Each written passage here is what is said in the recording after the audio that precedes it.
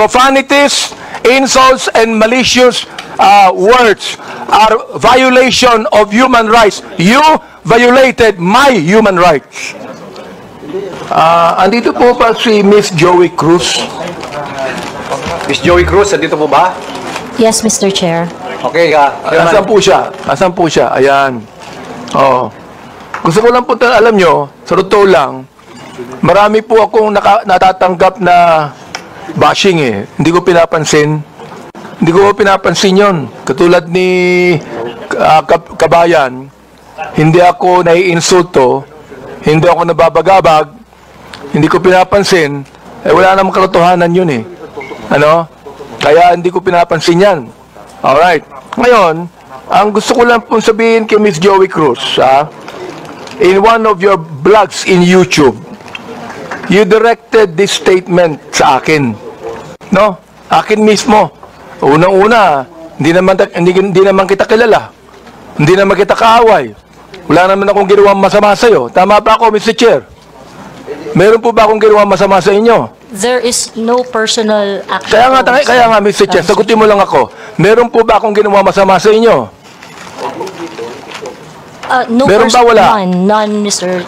Wala. Wala akong ginawang masama sa inyo, ha? Pinapatunayan nyo yan, ha? Pangalawa, hindi nyo ako kilala. Tama ba, Miss Joey Cruz? You do not know me personally. Correct, Mr. Chair. And Mr. Chair, I do not even know Miss Joey Cruz personally. Am I right? Correct, Mr. Chair. But, you made a statement against me. O ito, babasahin ko ha.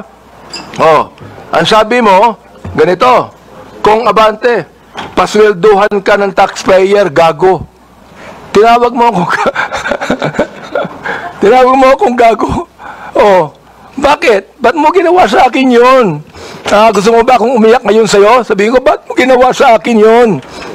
Bakit mo ako tinawag na gago? Bakit po, Mr. Chair? Please, yes. Mr. Chair, and I think it is already established that we do not know each other personally. Ano po yung pakilakas nga po? Hello, Mr. Chair? Mr. Chair, okay. I think it is already established that we do not know each other personally.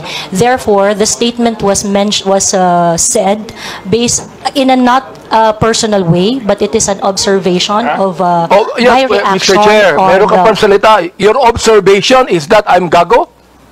Is that your observation? This pertains to the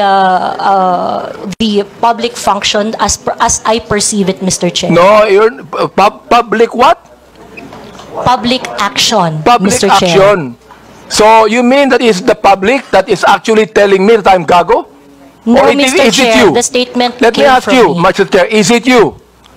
Yes, Mr. Chair. So you were the one that said that, right? Correct, Mr. Chair. Ayun. Pero hindi mo ko kilala. Wala akong ginawa masama sa'yo.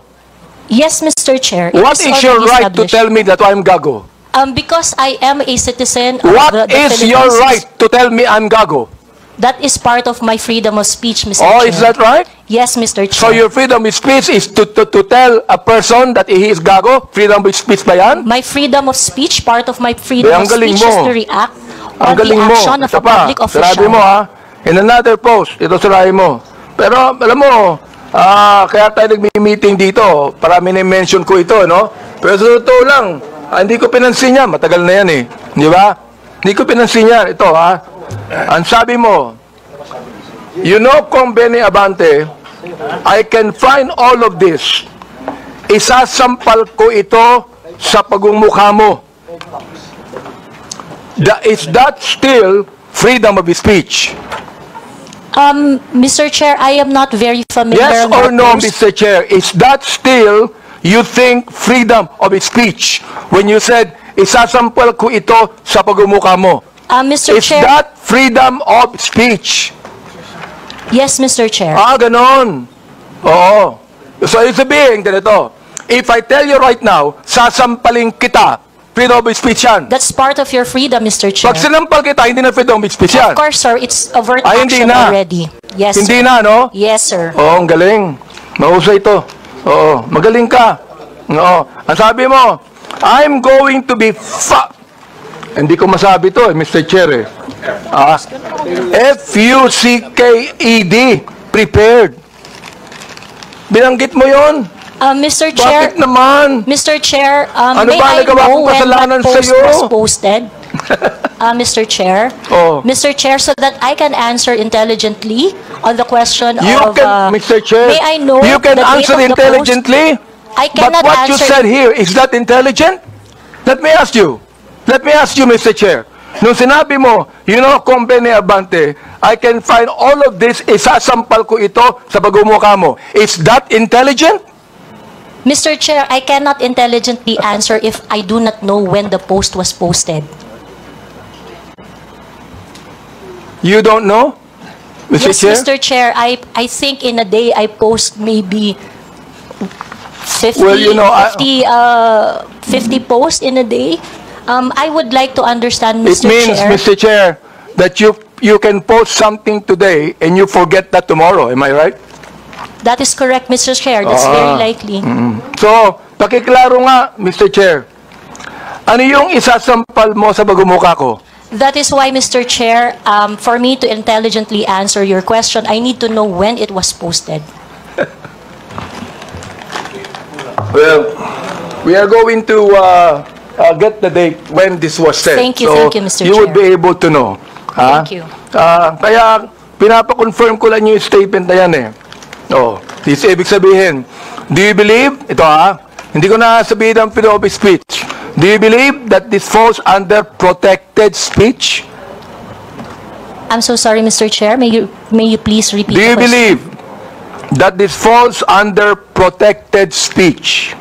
Mr. Chair, like I said earlier, I would like to know first the context of the post. But rest assured, Mr. Chair, that when I post in my platform, I make sure that it is a reaction on the news or public action. As a political observer, I always practice. Ms. Cruz, is this a political statement? You were saying a political observer. Is this a political statement? Do you believe that using profanities, insults, and malicious accusations online represent fair and respectful, intelligent discourse?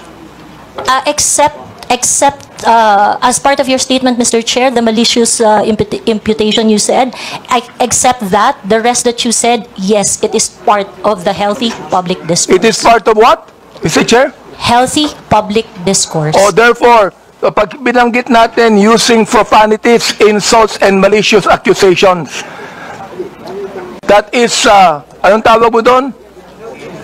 Part health- of the healthy discourse, Mr. Chair. Healthy discourse.